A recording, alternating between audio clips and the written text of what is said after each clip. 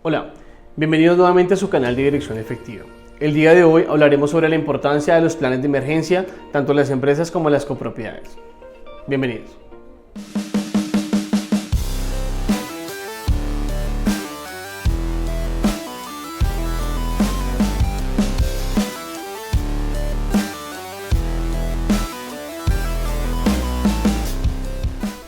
Los planes de emergencia no son nuevos en Colombia, inclusive han tomado mucha fuerza con lo que refiere a la resolución 0312 y el decreto 1072.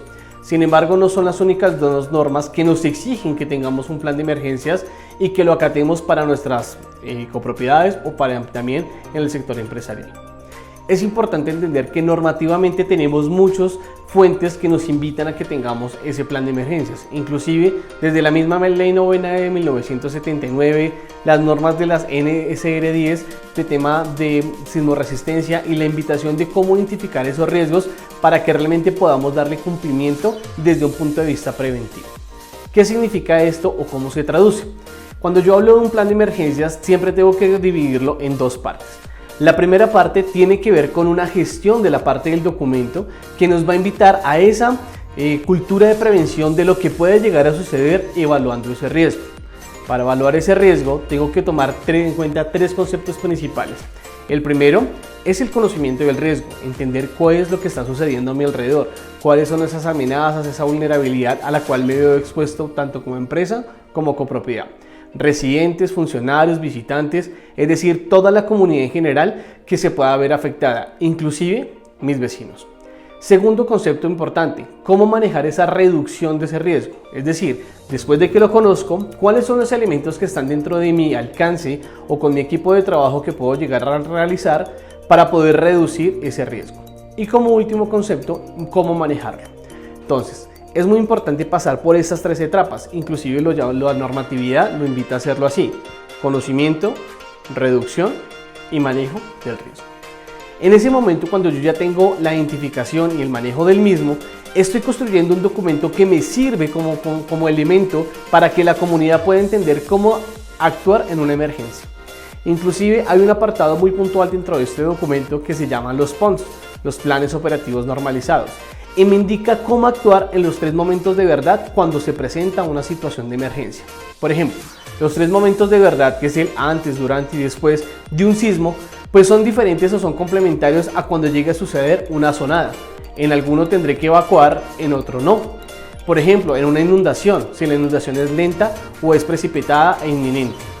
Dependiendo del lugar geográfico donde me encuentre en Colombia, voy a determinar y analizar los riesgos y poder determinar cuáles son esos controles que debo tener.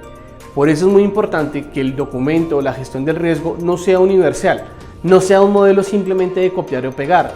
Inclusive, no es válido que simplemente una comunidad o porque mi proyecto se parece, lo copie y lo pegue porque los riesgos son diferentes. Sociales, públicos, de asaltos, de movilidad, de sismos, de incendios, ¿cierto? Hay muchas probabilidades y juegos y variables que necesito tener en cuenta. Así que ese concepto del documento del plan de emergencia es el primero y más vital. Pero esto no complementa el plan de emergencias. Lo primero es el documento y lo segundo es la formación de los brigadistas. Los brigadistas, vamos a ampliar otro video para hablar un poco más del tema, pero a nivel general te puedo contar que los brigadistas son las personas que están preparadas y entrenadas para saber cómo actuar frente a una emergencia. Claro, basados en ese documento que ya lo sacamos y lo tenemos.